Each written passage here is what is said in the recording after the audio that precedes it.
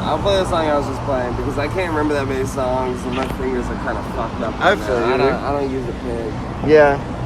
My house smells just like a zoo. It's chock full of shit and puke. Cockroaches on the walls, crabs crawling on my balls. Oh, but I'm so clean cut. I'd rather go out and fuck some sluts because I love living in the city. I love living in the city. Spend my whole life in the city where junk is king and here smells shitty. Be puking everywhere. Thousand bloods, gas and hair. Bodies wasted in the street. People dying on the street. But the suburban scumbags, they don't care. They just get fat, dye their hair. I love living in the city. I love living in the city. I don't have any change. Help me out with the pack of smokes and a water at the store? Let's go. Yeah! Come in! Yes. Spanish. I'm Joseph Anthony Samario, Jose Antonio Samario. Whoa! Oh, man, you're Mexican? Yep. With a name that long, it makes sense. All right, guys, welcome back to This Random Life. Of course, you know I am technically on a vacation, but who knows me the best? I'm definitely not ever on vacation. So I've met Joseph, a cool guy from Austin. Y'all. And we're going to just get to know each other because, I mean, that's what we're here for on This Random Life. It's just to know and meet each other. So what brought you here today to come talk to a complete random stranger? Well, when you had posted in the group about a podcast, I was like, as I told you, me and my buddy were already planning to make one.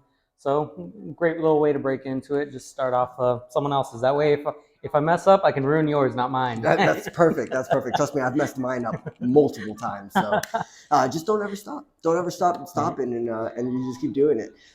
So you said that some things like stopped you from being able to start a podcast. Yeah. So I had originally moved out. Well, so let's start from the beginning. Okay. I'm originally from California, one of those many California transplants that came to Texas. I decided about a little over 2.5 years ago to move from Cali to Austin, and came out here with $30K in savings. Was like, okay, I'll find work out here. I'll buy myself a nice little house, yada yada. Plans didn't quite work out. Didn't find any work for about 8 months. Okay. So I was like, okay, like 5 months in, I was like, I'm not hearing anything back. I think it's time for me to just see what I can do to start my own business. Right. Ended up getting into commercial drone pilot work.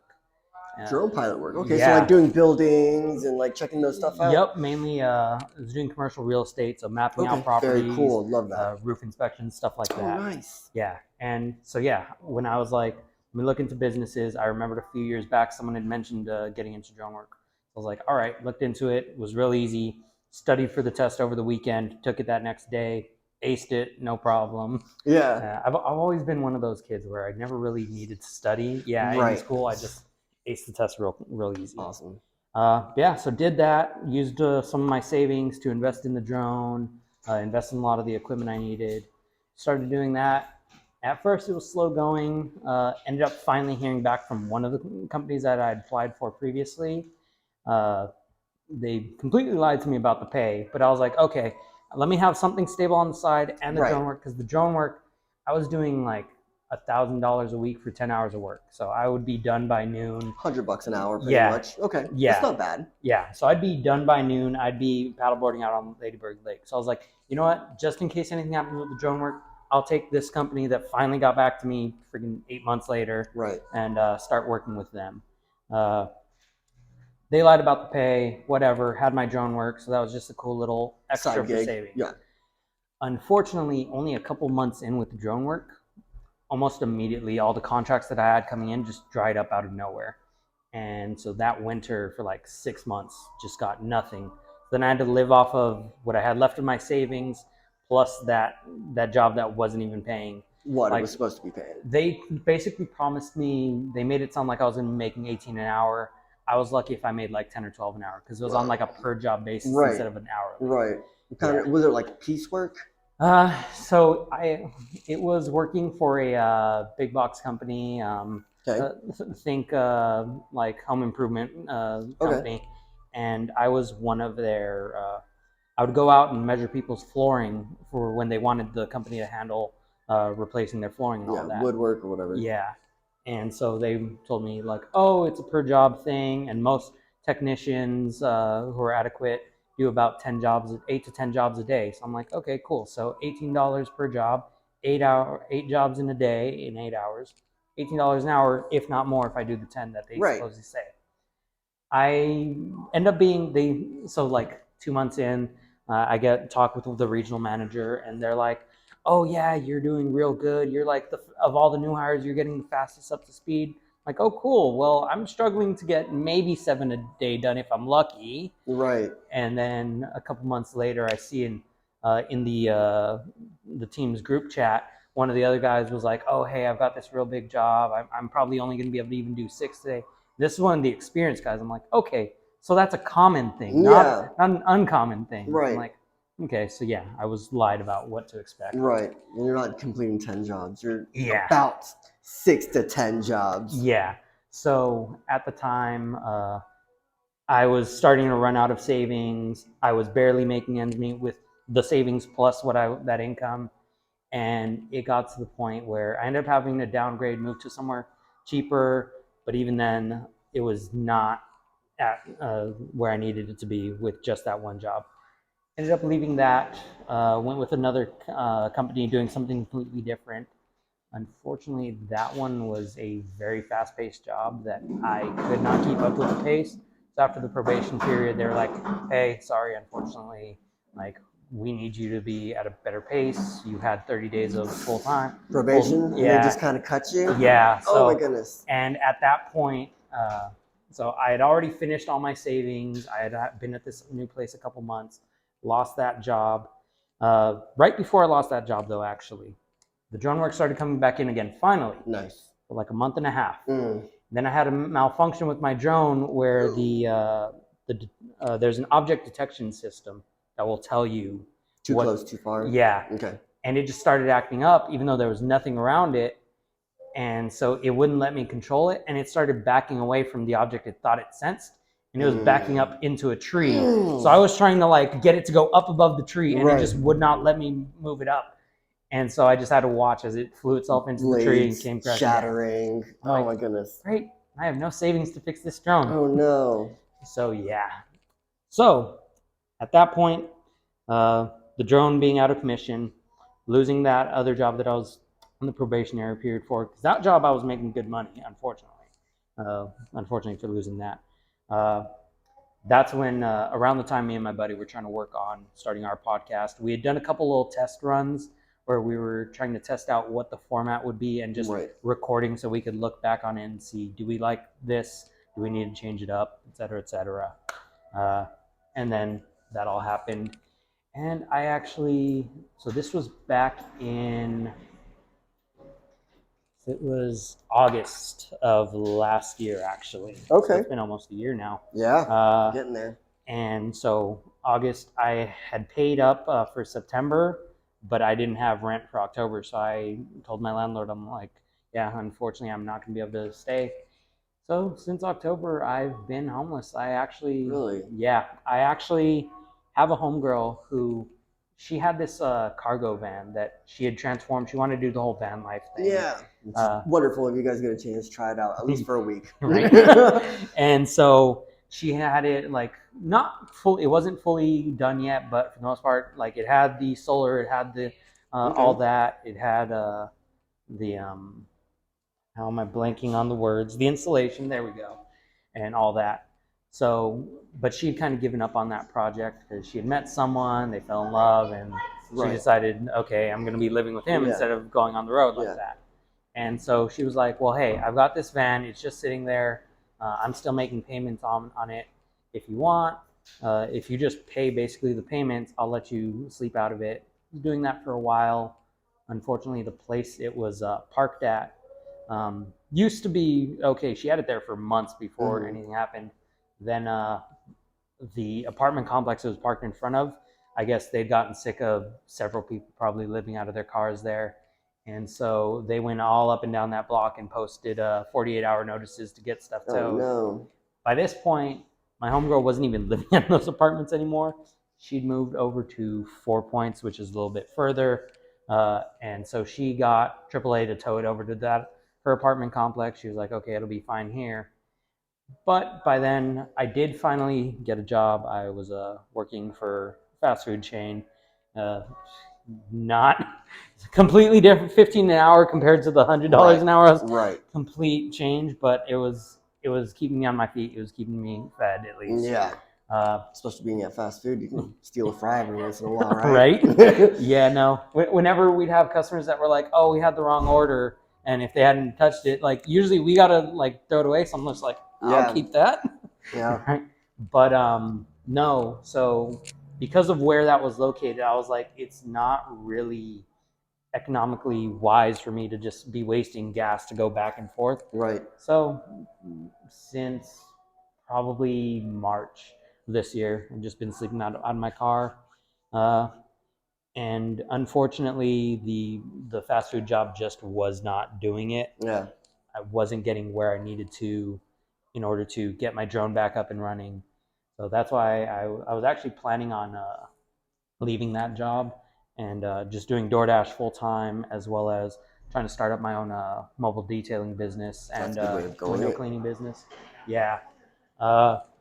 And so I've just been doing DoorDash for the past couple weeks now since I've left that the fast food place.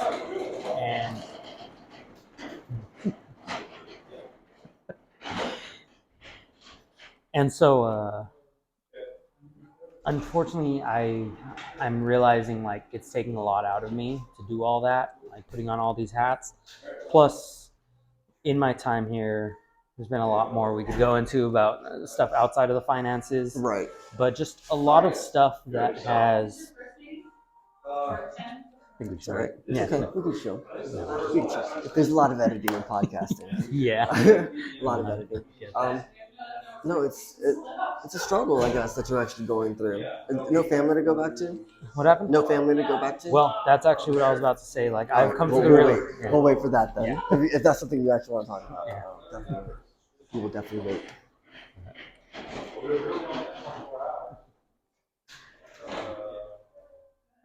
It's crazy. I know a lot of people going to that conference, but they don't know me. I'm like, oh, I know you. But yes, no. So trying to do all that, putting all that on my plate while not really having like, I haven't had any issues. I haven't had anything to worry about. Thankfully, living out of my car, I haven't had any close calls or any scares. Yeah.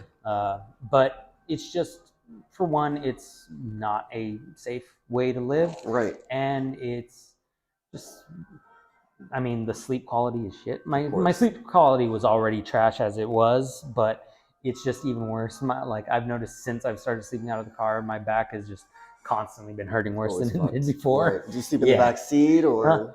In the front seat because I've got all my stuff in the back. Yeah. And the trunk too. So then you're booked. Yeah. So you don't. We were going to talk about this earlier. Do you have any family you could go help out with? Yeah. Or? So because I'm realizing putting all that on my plate and everything I've been through and where my mental health is at currently, I'm like, I need to take some of the load off. Yeah. I love Austin, beautiful place. It's got, the reason I came here was because it met a lot of the stuff on my checklist. Okay. So it's going to be sad to leave, but yeah, I am actually in the around the middle of August. Once I've finished taking care of some things here, I'm going to be moving back to Cali, move back with some family. Good. Just kind of regroup, refocus, just figure out what the plan of action is. Because I know once I can get the drone business back up and running, once I can get the drone working, get a backup drone in case it ever happens again, then I'll be solid because I was making good money with that.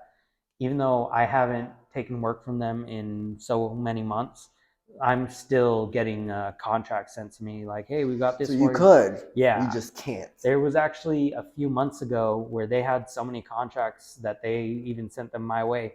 It was $1,800 worth of work in a single week, and it would have been like maybe 12, 14 hours of work. I would be getting a balloon and my phone and tie them together. Honestly, yeah, no, I was originally planning on renting a drone. How much is that? So the rental for that time was going to be It's like $300. Whoa. So still a $1,500 Yeah. profit. I mean, minus my time and all that, but still. So at the time I didn't have any savings. So I had actually, I had hit up a couple people to see like, hey, is anyone willing to help me out with this? Last person on my list, I ended up hitting up my mom, and she was willing to. But then she had actually made the suggestion. She's like, you know what? If I'm going to be paying for you, why not just put on my card and buy a whole brand new drone? I was like, Wow. you know what? Okay. I unfortunately did not do the research. So the drone I originally had was the Mavic Pro 2 All right. by DJI. That's what I have. Really? That's what I have, a DJI. DJI makes great products. Yeah, You can't complain. The drones are kind of whatever, but yeah. But at this point, they had already released their Mavic Pro 3, and they stopped completely selling the 2s. Okay. Me not doing the research, I just was like, I need that money. Let me just do this. And so I went Best Buy, put it on my mom's card, got it. Turns out there's a specific software. There was something that DJI needs to release for the third-party software that does like the mapping that I need for them to be able to pair. And they haven't released that for the 3 yet. And so I was like, oh, great. So this won't work with the software that I need. No. So ended up returning that. And by that point, like it was like a $300 restocking fee I was going to have to pay my mom back. And then I already had to cancel all those contracts because it wasn't until day of that I even thought to check. Right. Because again, a lot of things on your plate. Yeah. You're not just been drowning and just reaching for any sort of life raft. But right. Well, I'm sorry to hear that, man. I'm happy that you are going back to family at the middle or end of next month, and it's not that far. It's a real struggle. I'm actually very impressed with you with how much you're actually doing and how hard you're actually working on getting your life right. I actually, when I'm here in Austin, I there's no gym here, so I go and I run around. Yep. But when I run around, I always try to find, people that are in need, homeless people or anything, to really just sit down and talk to. I do believe that even if you can't change their life, a conversation is better than nothing. Yeah, and that's definitely been one of the things I've struggled with. I mean, even before I went homeless, when I had first moved out here, those first 8 months where I wasn't doing anything, I was pretty much just living off my savings, just sitting, the place I was renting, I was just sitting in my room playing video games. Right. Of course, spending a couple hours a day looking for places to apply and all that, but mainly just sitting in, ordering DoorDash and Uber Eats. That's probably where half of my savings went to. Right. That's the same issue I have. Yeah. If I was a millionaire, I'd be broke probably in a month because of just food alone. Right? Just food alone. No. Oh, what do you mean? I can buy a $70 steak and not front about it? Let's do it. Let's buy 2. Exactly. God. But so the second place I ended up living, so the first couple places I did through Airbnb monthly stays. Real good thing if you wanna do if you're traveling or anything. Yeah. Airbnb monthly stays. Yeah. Look that up. And the second place I went to, there was the homeowner was this really sweet girl about our age, and she had bought the house herself a few years back and was just renting out the other rooms to get a little extra income. Right. And she would always like try to have like board game nights or like something where all the roommates do something together. And I had asked her, I was like, so here in Austin, like what's the thing? Where do people mainly like go to meet each other, socialize? And they told me Facebook groups. And I was like, never thought about using Facebook groups. I'm like, sure. So because again, this is probably it's like 10 months in now, and I'm like, okay, I haven't really met anyone here. I haven't done anything. Right. I haven't even explored. You're not even like a civilian here. You're just like a shadow. Right. Yeah. And so I joined a couple groups. Like there's a New to Austin group that's like real big. It's like a networking one. Although that one I've never actually really interacted with. I've seen a couple of the posts and stuff, but that one.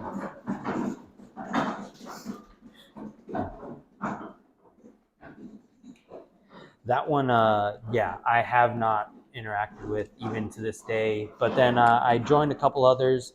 There was, what were the first ones? I think it was mainly just the new to Austin. Sorry, You're good. tile going off. I thought I had this on Do Not Disturb. You're good. But... We all use them. Okay.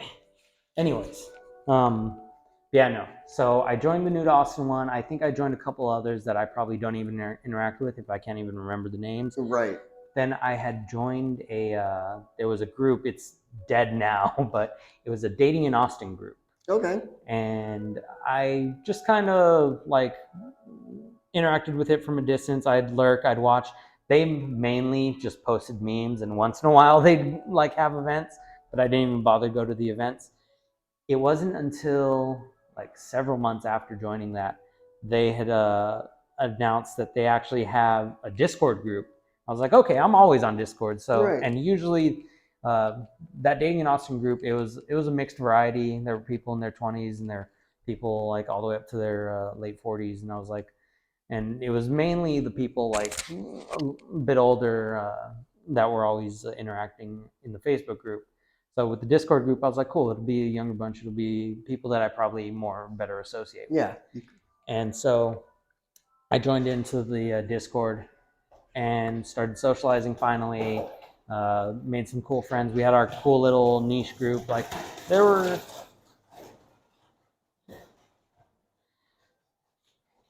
Made our cool little niche group. And there were a good few people from the main group that had joined in, but there was probably only like 10 or 12 of us that were really active in that Discord.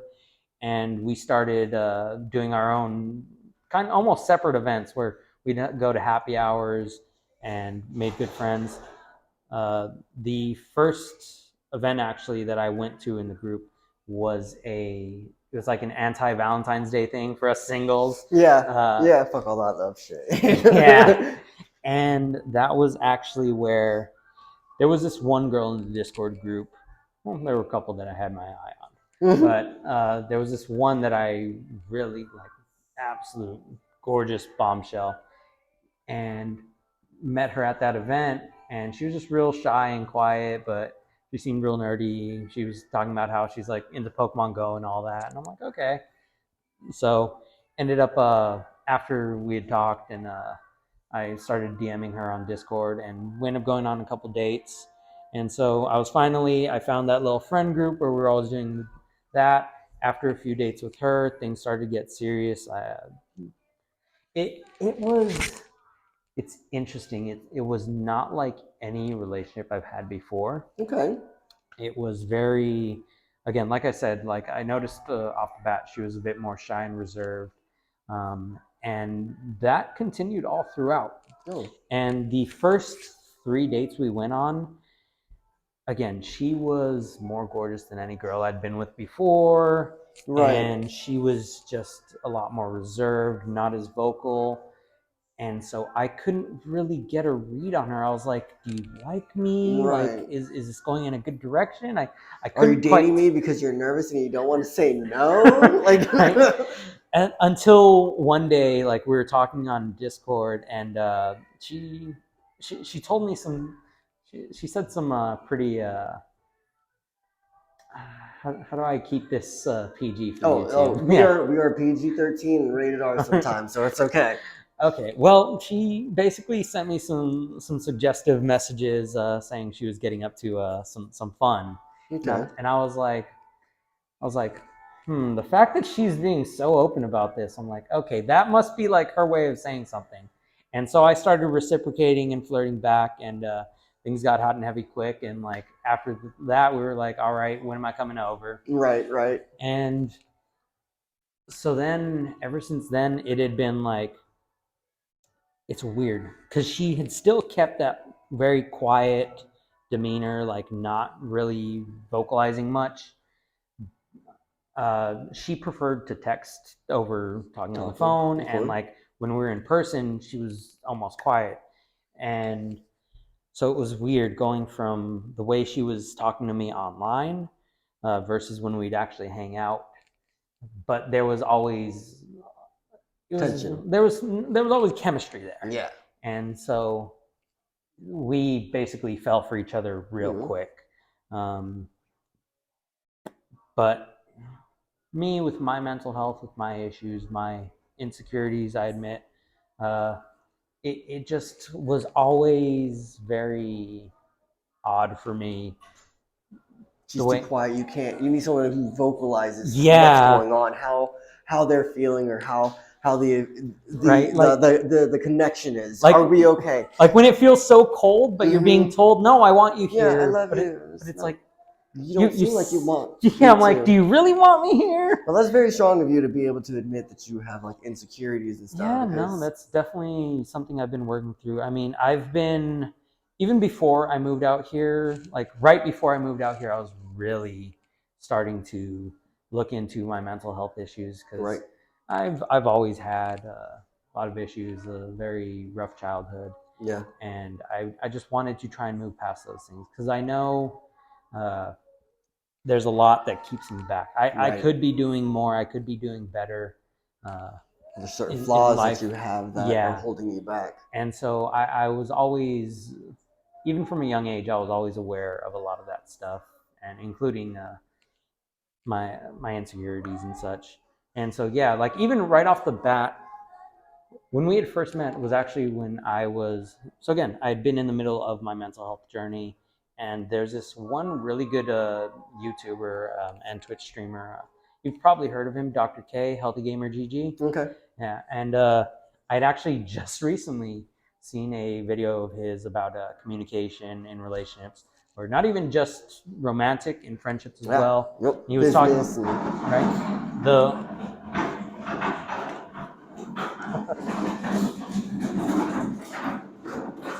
You're good. You're good. But the thing he had said was how, like, with any relationship, whether it's platonic or romantic, you should always have like a bit of a weekly check-in and just discuss wants, needs, expectations, just right. so everyone's on a clear understanding. And that's something I tried to implement with her from the very start. So when we were talking about us potentially becoming exclusive and such, we had discussed some of those things, and I had told her off the bat, I'm like, hey, so I had spent the 10 years previously when I was still in California after high school. I'd gotten my heart broken by 3 women that I had loved back then, and I just kind of grew cold and decided, you know what?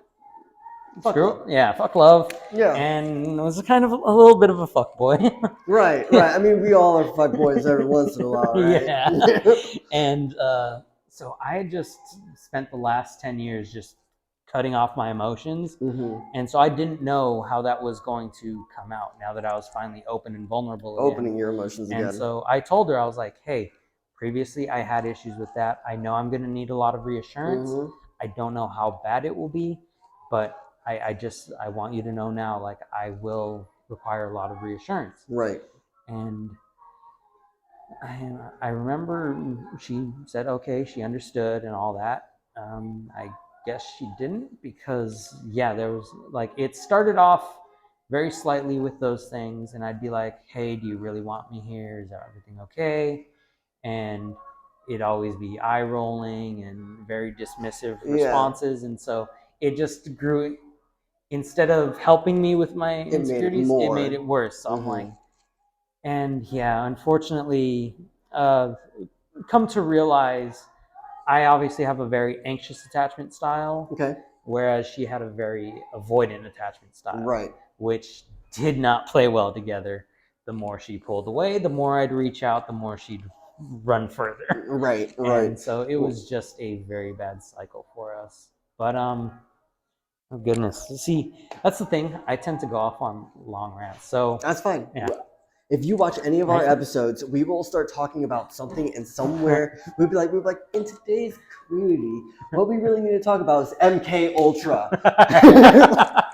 Like, that was from the 70s. Where did you get here? I don't know how we got here, but we're here now. So it's okay. It's all cool, my dude. It's all good. And I see that you got a lot of passion. I'm very proud of you for being able to actually focus on the fact that you do have these weaknesses. You do have some flaws, and you are willing to look at them and try to work towards something better. it's beautiful, the awakening that a lot of us millennials, I just found out we're millennials, Yeah. that a lot of us are millennials are now realizing that we have been hidden from these emotions. I think it has something to do with the TV that we had, Yep. with the music that we grew up to, the culture that we had. Be a man.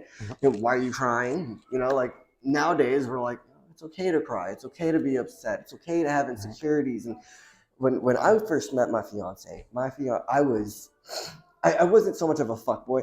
When I was with my ex-wife, I was a fuckboy. and I was like, oh, that's not good. This is not a healthy relationship. This is not okay. So like from that point on, I was like, I'm gonna be very straight edge, very forward, very da da da. When I was blind to my emotional defects, I was very hot-headed. I held grudges. I was always upset on the stupidest things. I remember with my fiance, I almost got into a fight with these two random guys for no reason. Yeah. It was just insecurities alone. Yeah. And it's me and her. We're still not married. She's my fiance. We've been together for 6 years, and I am now capable. Now, 6 years later, now capable of being like, why are you being a dick? Oh, this is why you're being a dick. You're upset about they ate your last slice of pizza. Yeah, that is the one thing that, like, I love her. I love her to death. I still love her despite how bad things have turned out for us. But it was rough because, again, like I said, I'd been in the middle of my mental health journey, and especially when it comes to romantic relationships and relationships in general, learning about proper communication. Right. And so I was trying with her to, like, hey, I'm feeling this way. I don't like when you're doing this thing. Right. But again, with her very dismissive, very whatever. cold. Yeah, it was a really tough time. Like, I was trying to.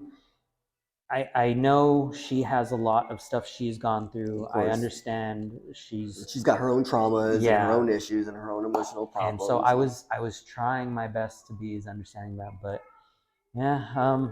One thing I will say, I am grateful, as sad as I am that it had to end. I'm grateful because I'm realizing now, I, as aware as I am of so much stuff, I wasn't being a man of my word in the fact where, like, I would tell her, hey, I don't like you doing this. I don't appreciate you doing this. These are my boundaries.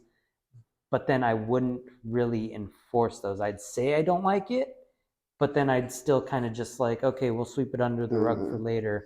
Well, it seemed like that was her personality trait. Was a very much of sweeping it under the rug. We'll deal with it later, and then never going back to it. Yeah, it seems like that's what you're coming at. It's funny that you mentioned that, because I didn't really say much to point towards that, but yeah, that is something I kind of noticed. Or I'd be like, okay, let's take a little second to calm down, and we'll come back to it. Right. And when I try coming back to it, it's like, it's not even an issue. Why is it a problem? Why are you still upset about it? Yeah.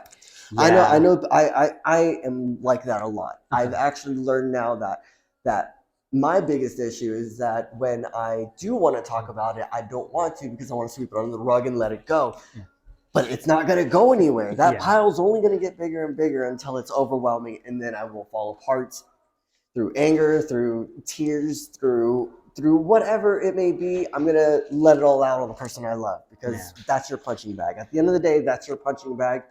So the best way to do it is to learn about your own mistakes, figure out what's wrong, change the things that you can, and then hopefully meet someone who is understanding enough to work with you through it. It's not easy, trust me. My fiance is 11 years older than me, and if she wasn't 11 years older than me, I don't think she would have been able to handle me. Girls nowadays, like, whenever, like, I'm sitting at the pool or whatever, and I see people my age talk, I'm like, God, you're so immature. Fuck! Seriously, it's funny because I had just started talking to this one girl. Like, I'm trying to move with intention when it comes to the other sex, while still I know I'm still healing from the past relationship. Right. So I'm very much being open, like, hey, I'm not sure where this is gonna go. I want to try and keep things as, like, just enjoy whatever comes. But at the same time, like Like with her specifically, she was she'd actually done something to kind of I forgot what she had said or done, but I was like, hey, chill with that, or I'm gonna get off the phone. And she's like, okay, do it then. And I'm like, are you sure? God, yeah. And I was like, okay, so she's really trying to test my boundaries. Right. And so again, putting into practice being a man of my word, I was like, all right then. And I hung up. But now you're the bad guy. Right.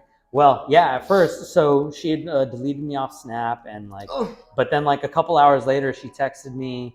She was like, I'm sorry. It's just, That's good. My ex always used to do that, and he would never do it. And I'm like, well, yeah, I told you I'm being intentional. I'm out of my word. You're also not her ex. Right? Yeah.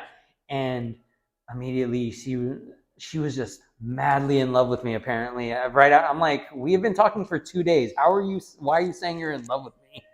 But I was like, okay, so I like you. I like your vibe, and you're gorgeous. Right. So I'll give you a chance. I'll be like, and I told her, I was like, this is what I need to see out of someone if I'm going to be taking them seriously. Good for you. And so I told her, like, if you want us to be something serious, this is what I expect. If you can't offer that, then okay, we can do something different. Right. I can be a fuckboy. We can, right? we can just do that. Yeah. And she claimed like, oh yeah, I want you in my life, all this and that. And then like only like a week later, she was being on some bullshit. I'm like, okay, well, I'll talk to you later, and just hung up. And after that, she got all mad, and I'm like, I told you from the start. So what it sounds like to me, I'm not a psychiatrist, I'm not a therapist, I'm this good with people. But what it does sound like to me is that she has a trait where she accepts a form of abuse. And she enjoys it. Right. The reason that you hung up and she was like, "Oh fuck, he doesn't care about me." It's you cannot have something that you not being able to have something that you want and it being taken away from you makes you want it more. Yeah. And I think that's what you did, because a week later you probably were just another nice guy again. Yeah. And she was like, "Oh, he's not a dick anymore." Whatever. Yeah. So that's why I haven't talked to her since then, which that's fine, because again, I have only known her for a little over a week. Right. And she was already saying she's in love with me. I'm like, right. Okay, and then drops it real quick afterwards. Come on, that's little toxic traits right there. Plus, right now I mainly just need to focus on my finances and getting back to Cali. Your brain, your mentality, your health, what you're doing. I mean, I'm glad that you came out here because it's very awesome. I'm happy that you are talking to me. I made a new friend. I'm also hoping that I get to see. Excuse me. I also get to see your podcast when you get moving again, because I actually, so not the podcast, but I am planning on doing something soon. I do have a YouTube channel that I haven't used in forever. Start a new one. Start a new one. You'll get in the algorithms better. Okay. Yeah. Okay, cool. Because what I was planning on doing was specifically a deep dive. I don't know if you're into anime at all, but sure. Well, I'm a huge weeb. I've always been one. Yeah. Sweet. Well, so I've always been into anime, and I was actually watching, interestingly enough, a reaction to an anime that I've been into, which is Mushoku Tensei, Jobless Reincarnation. Okay. Yeah, and the thing about that one is the main character at first is not at all likable. So he is, it's called Jobless Reincarnation for a reason. Right. So he is this 45-year-old failure to launch, just living with his parents. Okay. Until one day, like, he ends up not going to, I don't remember if it was his parents or his grandparents' funeral. But he didn't go, and so the family comes to see why he wasn't even there. He's living out of their house, and he's just there on his computer, my goodness, doing his thing. Yeah. And they were pissed off, so they kicked him out. And as he's just fumbling around, I think it was like raining, and he sees these like high schoolers that were about to get hit by a car, and so he tries to jump to save them, ends up getting reincarnated. And so it is the mind of a 45-year-old and a newborn baby. And wow. And a 45-year-old degenerate. I mean, you come to find out why he was like that. He was bullied viciously, and basically ever since he was 14, he just stopped going outside. Right. He basically stopped maturing after the age of 14. You're all good, my dude.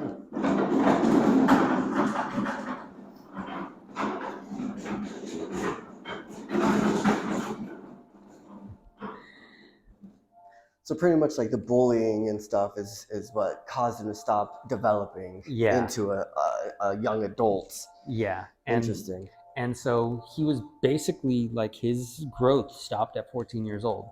So really, yes, he may have been a 45-year-old, but mentally, if you stop engaging with the world at 14, and then all you do is you start consuming video games, porn, yeah, junk all food, that. Like what like growth most of what the world is right now. Right? Yeah, Exactly. Yeah, like what most of the world is, right? So what growth are you going to have in those 30 years if you're not engaging in anything else? Right. And so, but then, so now this 45-year-old in the body of a newborn goes through life, and he's being a pervert. He's like a baby crawling through the maid's panties and stuff, and all this stuff. And there are some very questionable scenes where, like, he gets sent to work for his dad's cousin in their castle, whatever, and to tutor what is essentially his like second or third cousin removed or something. Okay. And the dad's cousin was like, "Oh, what if you marry into our family, so you can become the head of the household, because all this political Yeah, it's stuff." like it's the monarchy type thing. Yeah, the dad, who, again, this is the OP, the main character's main dad before he was reincarnated. Yeah, the main character's dad's cousin, who's like, I'll tie up my daughter and put her in your room. What if? And like, he wasn't serious. He was just kind of testing what kind of guy he is. But so it's that kind of stuff. And so a lot of people are very much right off the bat like hating on this character, because it's like, yes, he still needs to learn. He still needs to grow, and he does eventually. He starts to learn and grow. And there are still some questionable things throughout the series. Of course, but there has to be. Yeah, for it to be an anime. Yeah, there's got to be an arc somewhere, and it's got to get fucked up somehow. But I noticed, so I was watching these reactors, and they had stopped like halfway through the first season because they just did not like this main character. They were like, I can't support this main character. Right. And there were a lot of people that felt that way about that character and several other characters similar to that. Like, there's another anime called ReZero. This guy Subaru, who he was like, I think he's like 16 or something, and he gets sent to another world. But previously in the real world, he had stopped going to school. He had just been depressed, staying in his room, and like, Subaru is probably the one anime character I resonate with the most, because I get that depression, that apathy, that not wanting to continue. Right. Thankfully, growing up on other anime, it raised me to like Super Saiyan. Like, the closer you are to death, the better the stronger you're gonna be. The stronger you're gonna be when you keep going. Yeah. Right. Exactly. Yeah. But no. Cell season was the worst. 4 episodes of straight screaming. And then he gives Cell a sensu bean, and then says, "Go on, go for it, get him." But I mean, I wish now that's the anime I know. Right? But yeah, no. So I very much resonate with more like Subaru, less like Rudius is the name of the character from Jobless Reincarnation. But I kind of resonate with these characters because I understand where they come from. I understand the mental health aspect from it. Yeah. Like, I am very aware. I am still like, I usually tend to refer to myself as, I see that 7-year-old crying child that still wants to just be loved. Right. And so I get where those characters come from. And then I see, again, like those reactors where they're like, I can't stand behind this. The people that hate on characters like Subaru. I thought there was another example I had. But so this video project that I want to do after all that. No, it's all good, because you kind of broke down what you were going to break down for me. So yes, your video project. So that video project is going to be a deep dive video essay on those types of characters. They're called hikikomori, NEETs, not in education, employment, or training. basically shut-ins. Okay. So it's going to be a video essay on that, those type of characters in anime. Yeah, and you can definitely do sections of characters and chapters and right, and different arcs. So right. yeah, I think you definitely have something good and here. talking about like why our society tends to dislike those kind of characters, Right. but then how it's like my main thing that I hate, especially, well, I guess not hate, but that really frustrates me about it is we live in a generation where we talk about how bullying is bad and cyberbullying is bad and all this and that. Yeah, right. Well, that too. But then the other part is the victims of bullies who are unable to grow up. Mm-hmm. There are then villainized. Right. Again, these shut-ins, these people that don't know how to socialize. Right. Like just because they don't know how to socialize, they're looked as lesser and right. all that. And it's like, not a productive person in this in the world. Right. It's like these people need to be shown love and and be taught. Agreed. Like if their family, if no one in their life taught them how to be a person, then how is hating on them and treating them poorly even more? You are the bully at that point. Right? Yeah. So, wow. Yeah. Learned a lot right now. Yeah. So that's what I kind of want to do that video essay. I like go that. Really like fully that. in depth on that. I think that would be a really, really good idea. Something that I like to think about, something that helped me change from my state of mind of me being, because I was bullied. I was chokeslammed all through 4th grade. Oh, geez. I was chokeslammed all through 4th grade. And it got to the point where I saw the guy and I would run up to him and I would just be like, prepare myself for it. Just do it. Just do it. Just do it. And eventually he was like, oh my God, what the fuck is wrong with you? And he never did it again. So that's good. But what I've actually learned is that be the human, be the adult that crying 7-year-old would be happy to be with. Yeah. And that is how I like to live because, you know, like I was that crying 7-year-old kid, but once I had kids and everything, I realized I needed to no longer be that scared 7-year-old. I need to be able to be that adult that helps that crying 7-year-old. Yeah. And that's what I'm trying to do every day now. I'm not good at it, but I'm definitely trying. Yeah, no, I mean, yeah, I'm definitely trying to do that. That's why, like I said, I'm thankful about this last relationship because it's taught me where it seems to be my biggest issue right now is not being a man of my word, both in the relationship with those boundaries I set, and but in also, your own life. Yeah, with the things like I said, I was going to own a home by 30. I was going to do all this and that, and yet I've not. Like, I recognize I probably used the fast food job I was working as an excuse because it's like, hey, I'm working. I have a job. Yeah, I'm working my ass off. I'm picking up all these extra hours. Like, how can I not be working harder? Well, you could have got another job and it's like, pushed yourself a little bit farther to get a little bit further. Yeah. So it's like, I'm trying to be the adult that 7-year-old kid needs as well. But I'm also trying to become that adult. Become that adult and get that loving compassion that he needed through outside, because I very much use romance and sex as a sort of scapegoat to fill that hole. Right. But now I'm trying to put myself out there more, make more friends. Like I'm joining a lot more Facebook groups. It sucks that it's right when I'm about to be leaving. But you're trying to dive in. But that's important because when you leave and you go to a new place, you already have that mindset. I need to make a community. I need to be part of the group. I need to have a life moving forward instead of sitting at home, playing video games, eating DoorDash all day long. Right. I mean, it's good. It's either I've been at NA. August 18th, I will be a year free from opiates. Congrats, man. Thank you. It wasn't easy. I love heroin.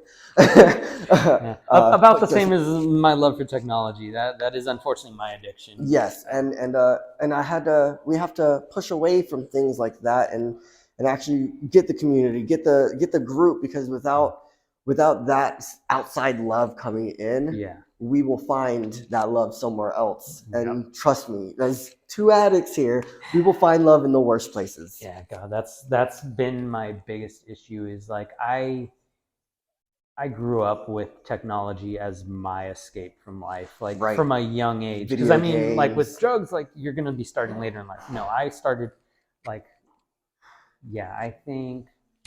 When did I get? It was when I got my Game Boy Color as a kid. Oh my God, what color? What was it? What color? It was the special Pikachu edition with the Yellow? the yellow and blue with the Togepi and all. Yeah. I had the see-through purple. Oh, I nice. just found out. I've given this thing away like years ago. I just found out that That's- purple yeah. see-through is like worth $500 now. Right? Okay. Yeah. No, I wish I still had my Right. original I one. bet that thing's worth some money now. Right. But Keep your stuff. Right. But no, so I was like maybe 8 or 9 when I got that thing, and Right. I was pretty much glued to it 24/7. Like family get-togethers, I would, instead of hanging out with my own family, I was so socially anxious, I wouldn't even stay around my own family. I'd go to another room and just play on my game. There's Shut actually the world out. right. There's actually a funny story that my dad's side of the family loves to talk about, where one time we were all together at my grandma's house for some reason or another, and I guess my cousin was playing with like a BB gun out in the front yard, so the cops got called. Oh man. And so the cops have us all come out with our hands up, and apparently I come out with my gun. Like that's how glued to it I was, even as a kid. You're like, I'm okay, officer. Yeah. Hold on, I need to catch this. Seriously. And so, yeah, but that goes to show you how even back then I was just so glued to it. Right. And yeah, that just originally, before the video games, I mean, it was books were my escape. And Right. I used you to could love really to just read. disappear into a whole nother world reading a book. Right. Which I think reading a book is way better Way better, than a yeah. video game. See, that's the thing I was going to say is, unfortunately, after the video games, after the technology, I can't get myself to sit down and even read a book anymore. Now I have to do audibles. I Right. cannot sit down and read a book. Are you kidding me? I got a podcast to run. I got people to call. I got kids to feed. I got a kitchen to clean. No, I'm going to put on some headphones, put on an Audible. What's the biggest book out right now? Oh, Dr. Fauci, the real Dr. Fauci. Let's listen to that. Oh my God, this is intense. Let's turn it off and then put on a podcast. I cannot. Yeah, video games has really EverQuest, Evercrack ruined my imagination. It wasn't until I read, I actually physically read The Hunger Games. Mm-hmm. And I had a stupid telemarketing job. I was like smoking mad weed, drinking on the job. And I opened up this book and I'm like, wow, I'm just lost in this like battle royale world with kids are dying and being starved to death and shit. And I'm like, this is amazing. And I've never been able to pick up another book that like grabs me like that again. If you want a really interesting book, oh goodness, I don't even know where you'd be able to find it because it wasn't like a super popular one, but I loved it. It was called You Come When I Call You. I don't remember the author. I can audible it. If it's an audible, I will be able to get it. It is not. It's not. That's the thing. That's why I'm saying it's not like that big. No, it was You Come When I Call You. And I realize now it was a much edgier kind of spin on Stephen King's It, basically. Because it's about these... If I remember correctly, because it's been forever since I've read it, but it was about this group of kids that ran into like, it basically turned out to be like a demon that was like messing with their town or something. But yeah, if I remember, it's actually a demon too. Yeah, I think. it is a demon. Or is it an alien? No, it was... No, you're thinking of Killer Clowns from Outer Space. Okay. So yeah, then it's pretty much just directly an It ripoff, but like reskinned. Yeah. But it was really good. Although he gets more, well, I know in the books Stephen King has some questionable things, but this book is a bit more vulgar. Like it's the first couple sentences are fuck this, fuck that, whatever. Right. But it was a really interesting read. I liked it. It's good. Do you know the time? I know we've been talking for about an hour. 4. So. Yeah. Okay. Cool. Yeah. Cool. Yeah. No, that was a good read.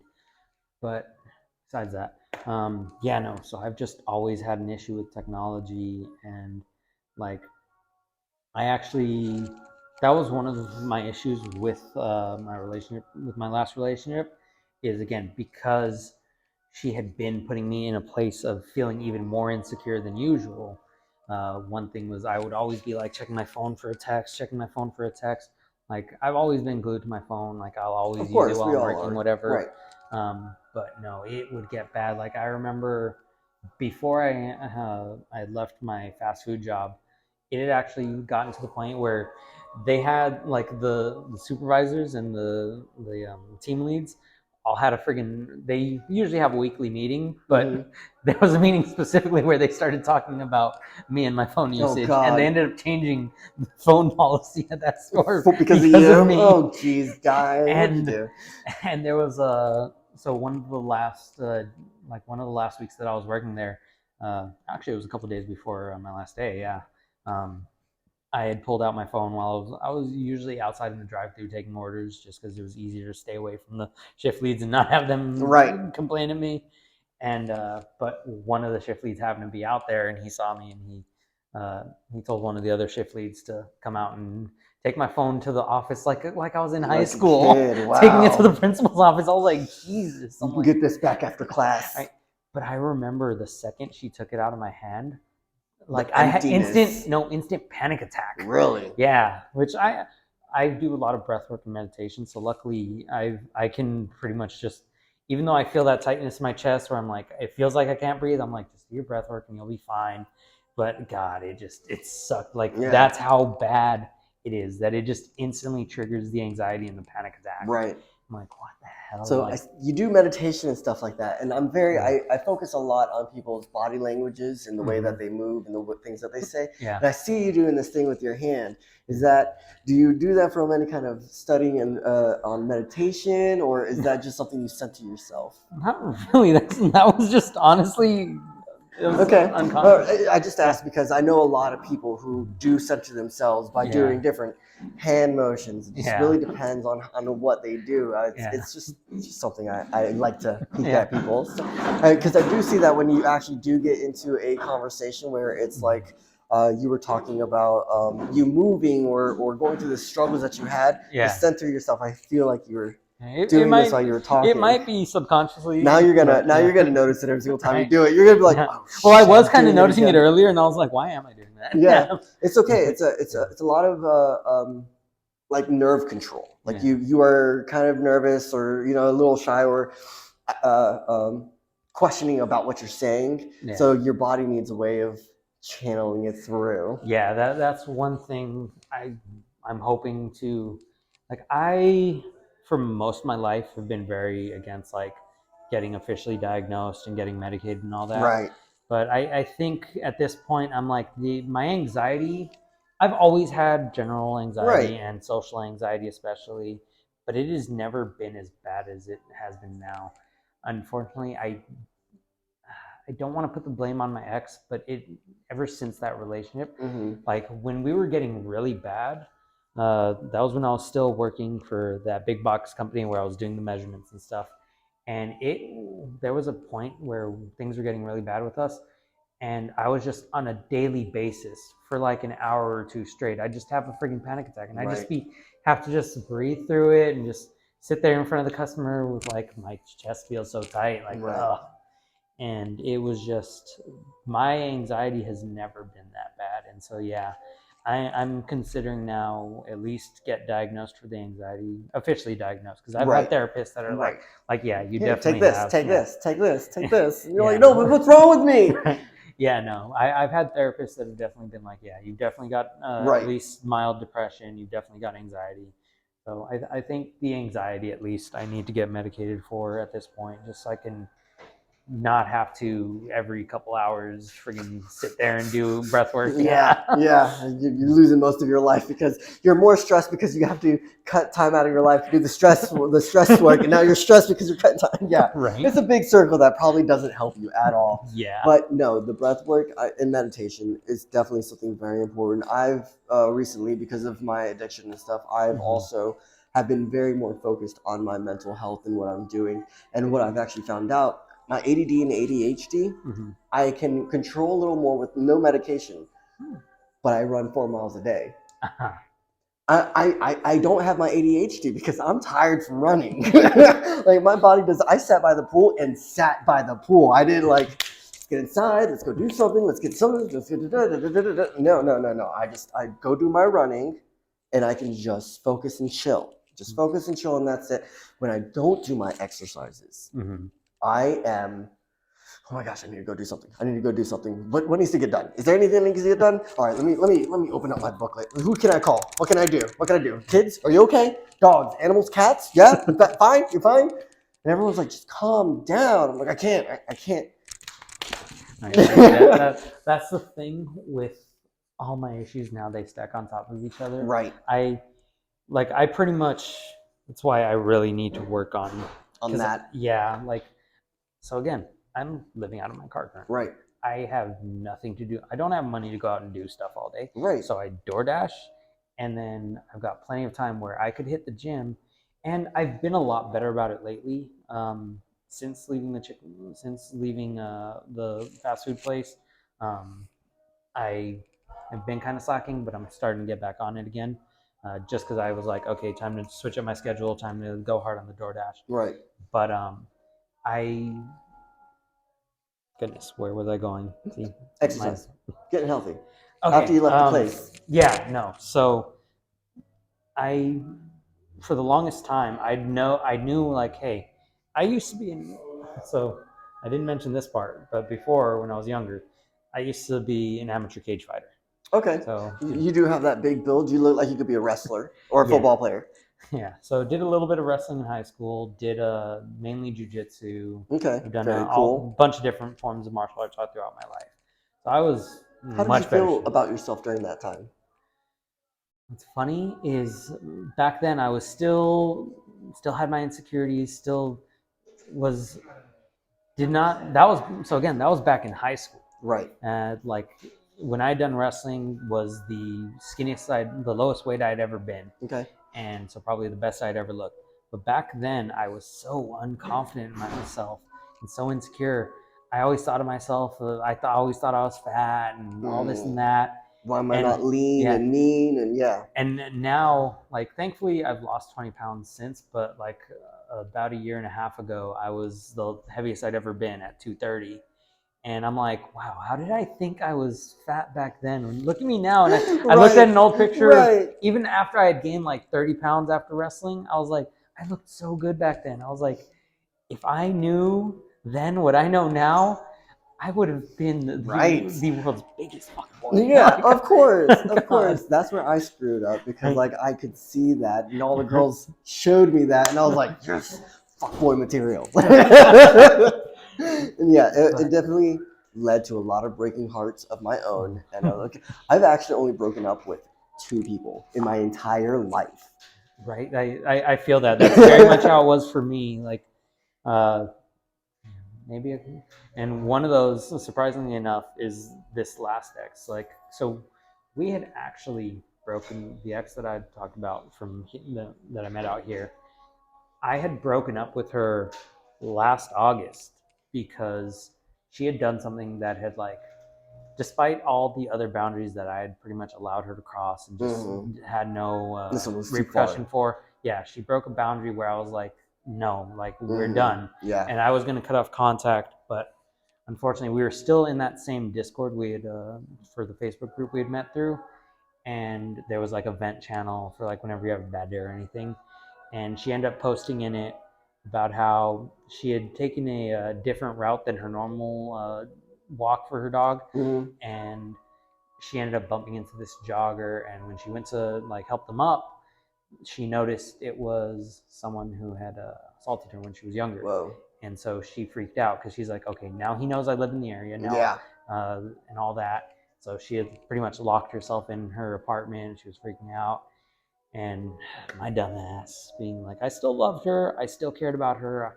I was like, you wanted to be the knight in shining armor. Yeah, I was like, hey, do you need me to come over so you can feel a little safer? And she said, yes, please. Okay.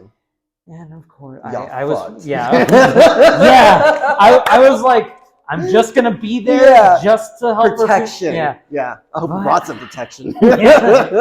No protection. Raw. I'm driving that raw. Like when you were born, what year? 94.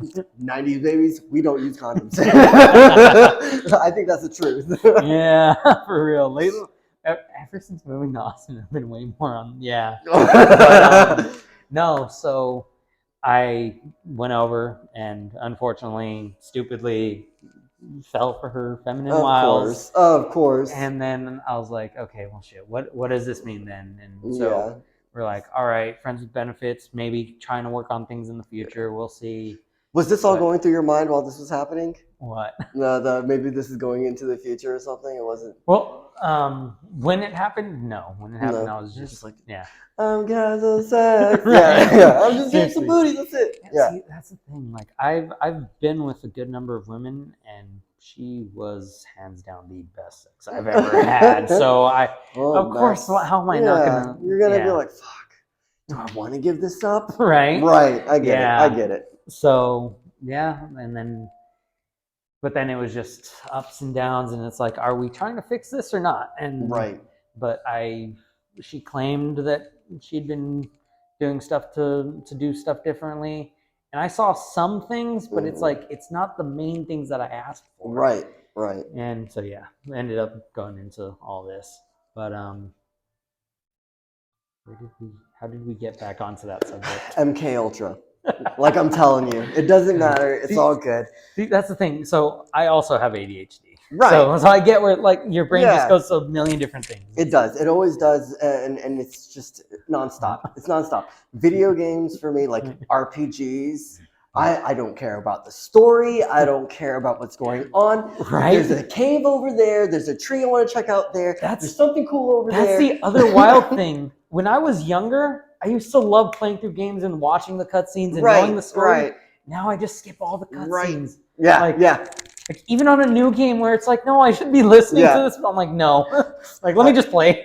My steps, Give me the dopamine. Yeah, pretty much. Just hit it up. Give me my yes, So my stepson and I just started playing Tears of the Kingdom. Oh, so And- good. And no spoilers. But him and I, like, we played Odyssey together. Like we started this thing where like we start the same game and we go and we play through and then we talk about it, right? Yeah. So we've been doing this and we've been doing it to Tears of the Kingdom, and he's like, oh man, I can't believe that this is happening, and I'm like, oh shit, I just fucking hit X the entire time, just skip. What's going on? And he's like, you don't know, and I'm like, oh, was it important? Oh yeah, the story in this one. See, that's the thing. I'm not gonna play and go through all the cutscenes, but I'll watch the cutscenes on YouTube. Yeah, right. I actually watched. I forgot who I watched play through, but yeah, I was like, oh damn, okay. Yeah, I did that with I did the YouTube cinematic reel on God of War, the second one. I just watched the reels. I'm like, I don't really want to play the game. I totally want to see the story though. I think they're actually going to make a movie off of that game. The actor who played the voice actor who played Kratos. Yeah. Kratos is trying to be the same actor that does it. Now the voice actor of him is also the actor from Stargate SG-1. He's a black guy with the gold thing on his forehead from the Egypt planet. Yep. He's Kratos. Oh, dope. Very cool. I hope that is a thing. Have you ever watched Highlander? I have not. No, they're also trying to remake Highlander, which is my like childhood favorite. It's about immortals, and the only way you can kill an immortal is by cutting their heads off. Oh, So wow. like it's like always people in like the 21st century with swords, and they're like fighting each other. What? And they cut each That's other. wild. It's so awesome. It's so good. And then like Queen did the entire soundtrack for the entire show, so it's amazing. That's interesting. I never even heard that about Queen. I didn't Really? know that. Yeah. It's so good. It was my favorite show growing up. It was just so good. Even the movie. Sean Connery, right? Yeah, Sean Connery. Yeah. He was actually in that movie, and he was like a flamboyant immortal who like saved a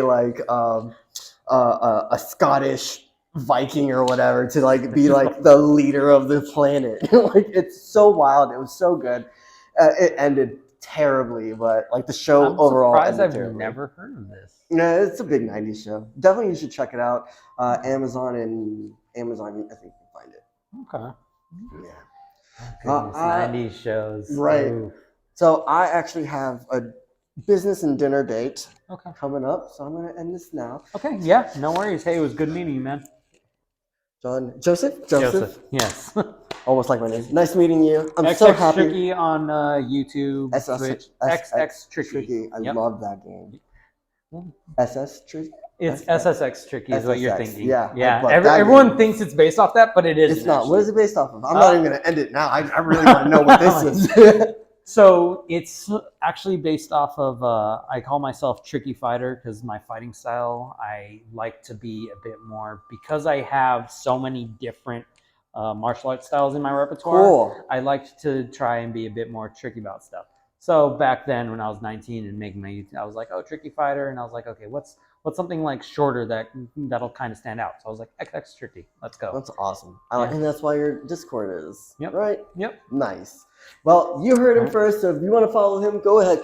I think you guys should, because whatever he's going to do is going to be amazing. Thank you so much again for coming Appreciate it. through. Thank you, man. Thank you. All right. How you feel?